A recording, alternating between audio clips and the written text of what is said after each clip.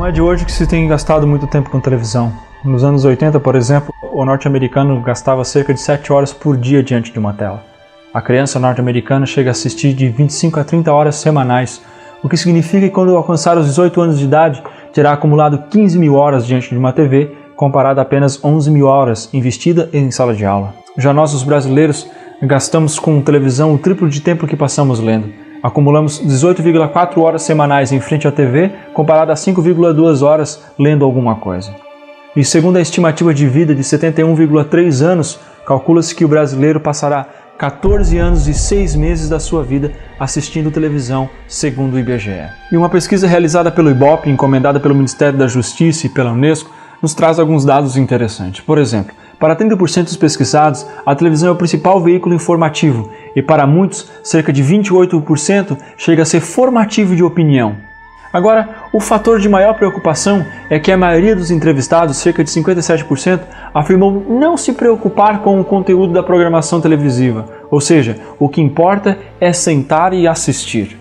Bom, o que realmente nos parece é que existe uma certa discordância sobre o quanto filmes, novelas, seriados, músicas e videogames podem afetar realmente o comportamento do indivíduo que se coloca diante desse tipo de entretenimento. Eu mesmo, certa vez, palestrando sobre o impacto da música no comportamento humano, fui interrompido por um dos ouvintes afirmando de maneira quase autodefensiva que ele não cometeria suicídio pelos simples fatos de ouvir Suicide Solution, de Ozzy Osbourne, embora houvessem vários casos documentados sobre isso. Na verdade, a mídia é bem complexa e existe muita referência com relação a quanto isso pode nos afetar, e é o que nós vamos tentar esboçar no estudo de hoje. Mas veja, a psicóloga do Instituto H. Elis, comentando na Folha de São Paulo, nos traz algo interessante com relação aos filmes, por exemplo. Um filme não é capaz de criar um comportamento, mas pode permitir que uma vontade que já estava lá se materialize. O que a Aparecida Vanini Favoreto estava tentando explicar é que um filme ele pode legitimar uma conduta ao mostrar que não é pecado certos tipos de atitude. Em outras palavras, aquele sentimento de culpa acaba sendo amenizado, o mal passa a ser banalizado e o telespectador vai aos poucos sendo dessensibilizado para as coisas que ele assiste. Todd Ditley, em seu livro Mídia Sem Limites, traz um importante comentário sobre isso. Ele afirma: assistir a imagens humanas sendo despreocupadamente eliminadas é habituar-se a um mundo de violência despreocupada e ameaça sombria.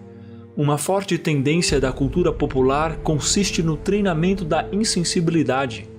Poucos espectadores alejam o mato por causa do que encontram no cinema, mas aprendem a tolerar um mundo que aleja e mata. Embora possa existir essa tal discordância de que a mídia desperte fenômenos de emulação, ou seja, de imitação, há muitos casos documentados sobre isso.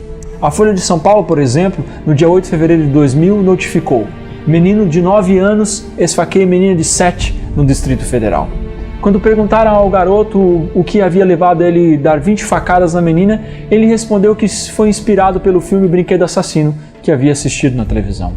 Segundo o livro Nos Bastidores da Mídia, o ator Jack Chan, que é tão adorado na China, teve certa vez que se pronunciar publicamente que era casado para tentar frear a onda de suicídios de garotas chinesas que teoricamente o amavam. Um outro exemplo da manipulação indutiva do comportamento pela mídia foram os relatos de inúmeros jovens que declaradamente se colocaram como discípulos de Harry Potter, que de livros tornaram-se filmes. Veja algumas declarações.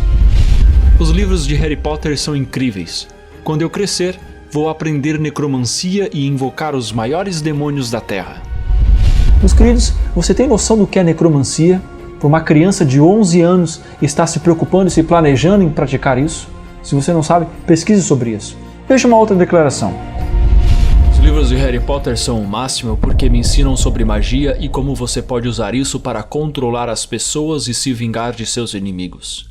Quero aprender a praga dos cruciatos para fazer sofrer a professora de ciências por ter me dado uma nota baixa.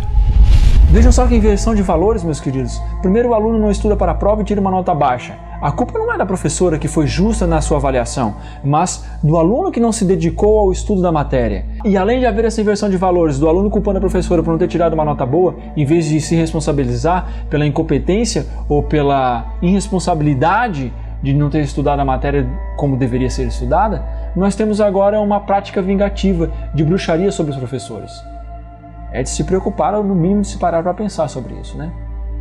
Pois bem, vários outros ocorridos poderiam ser citados, e até o momento estamos circulando entre casos isolados, alguns poderiam dizer, dando voltas com os dizeres de escritores, jornalistas e psicólogos e não tendo uma base cientificamente empírica dos fatos. Justo? Seria um bom argumento. Mas então aperte os seus cintos, porque vamos fazer uma viagem um tanto reveladora quanto ao mundo televisivo. Não é de hoje que a televisão vem sendo alvo de críticas e estudos. Contudo, o que nos parece é que quase nada é feito e muito pouco é divulgado do que se tem descoberto.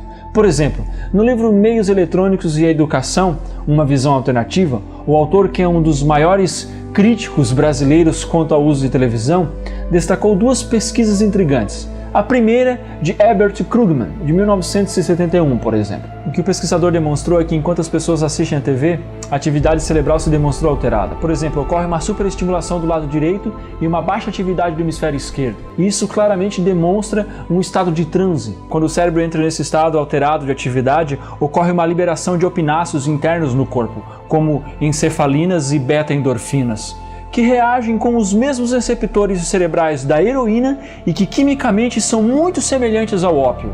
E o resultado disso é uma sensação de bem-estar, relaxamento e, é claro, hipnotismo. Em outras palavras, a televisão vicia como uma droga, e não é à toa que em 1967 Mary Ann publicou um livro chamado Plugging Drug, Televisão, Crianças e Família, abordando os aspectos que demonstram como a televisão funciona como uma verdadeira droga cerebral. Talvez Karl Marx devesse reformular a sua frase: a religião é o ópio do povo, uma vez que nós sugerimos ser a TV o verdadeiro ópio. A segunda referência que Valdemar Setzer traz em seu livro Meios Eletrônicos e Educação é a do psicofisiologista Thomas Mulholland, que trabalhou no Hospital de Veteranos em Bedford, com experimentos já realizados por volta de 1974. A pesquisa foi simples, constituiu em conectar crianças ao eletrocefalograma enquanto assistiam seus programas de televisão. Contrariamente ao esperado, meus queridos, não foram encontradas ondas beta, que indicam a atividade intensa do cérebro quando lemos ou quando estamos conversando, mas lentas ondas alfas, que são semelhantes ao estado de coma ou transe, e tudo isso com apenas cerca de meio minuto de exposição à tela. A conclusão do que vimos até aqui, meus queridos, está em perfeita harmonia com o que escritores como Valdemar Setzer, Mary Ann e Jerry Mender escreveram em seus livros, artigos e declararam em suas palestras e entrevistas. É que o aparelho televisivo, seja a TV propriamente dita, ou o monitor de um computador, ou as pequenas telas de um smartphone ou de um tablet, sem contar o cinema, é claro, mas isso ficará para episódios futuros. É que a questão em jogo não é necessariamente o conteúdo apenas, mas o aparelho em si. A escritora Mary Ann, em seu livro Plugging Drug, traz à tona a pesquisa de Barry Hasseltine, que é um professor na Harvard University.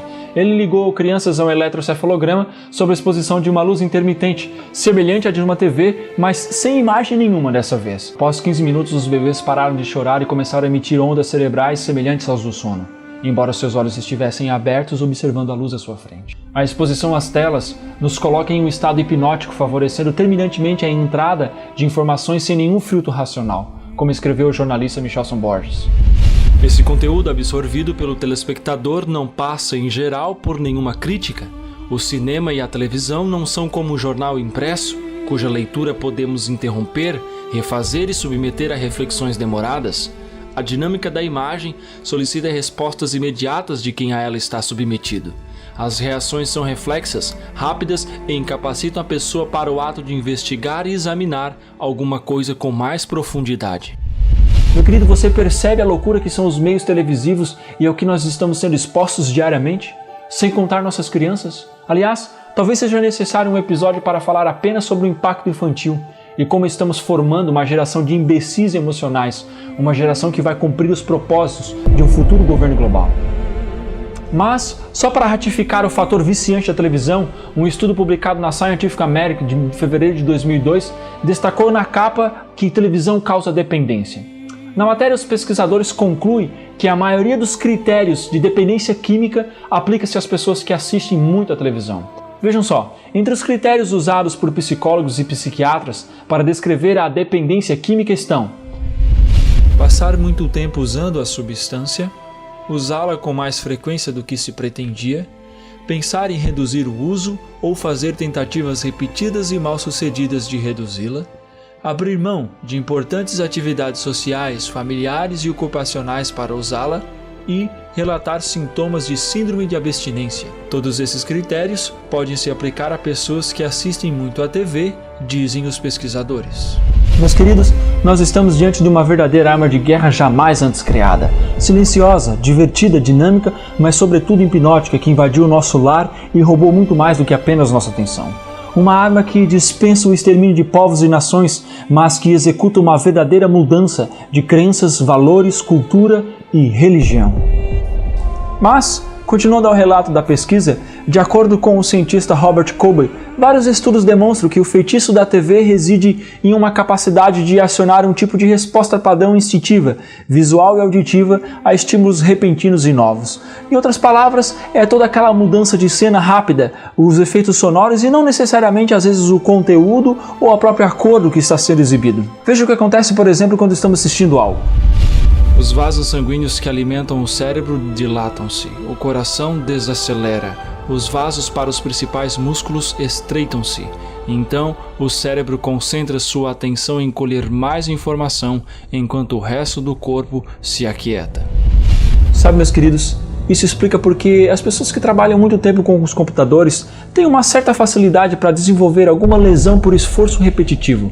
Pode ser nos punhos, nos ombros e até mesmo algum problema circulatório nas pernas. É justamente pelo estado hipnótico imposto pela tela, diminuindo o fluxo sanguíneo nas regiões periféricas do corpo. Então a finalização desse esboço de estudos científicos pode ser feita pelo intrigante relato de Jerry Minder em seu livro Os 4 Argumentos para a Eliminação da Televisão. Se descrevermos a um psicólogo a situação de um telespectador sem mencionar que está assistindo televisão, isto é, que está sentado estaticamente com uma luz piscando 30 vezes por segundo à sua frente, que o som vem de um ponto fixo e que o ambiente está em penumbra, esse psicólogo imediatamente reconhecerá uma sessão de hipnose. Mas vem cá, seja sincero, meu querido, você já parou para pensar quanto tempo você tem gastado com as telas e quanto tempo você tem dedicado às relações pessoais, família, amigos, cônjuge ou namorado? Talvez você tenha filhos pequenos e se você os tem, onde estão o computador e a TV? No quarto deles, sem limites de tempo de uso nem filtros para conteúdo? Talvez seja o momento de começarmos a rever os nossos conceitos. Sabe, há mais para ser dito. E pode parecer um pouco irônico eu pedir para você continuar assistindo a série, mesmo depois de tudo que foi esboçado. Mas talvez infelizmente isso tenha se tornado um mal necessário. Contudo, eu espero que você possa fazer cada vez mais um uso consciente dessas tecnologias e evitar ao máximo que as crianças tenham livre acesso a elas. Talvez você possa achar um pouco absurdo ter que se afastar dessas tecnologias e privar as crianças do contato com isso logo nessa era tecnológica em que vivemos. Mas você entenderá melhor à medida que tomar conhecimento de como o conteúdo televisivo afeta a personalidade e a maturidade infantil, bem como o comportamento, crenças e ideologias de nós adultos. Nos próximos episódios de Babilônia, Dias de um Futuro Esquecido.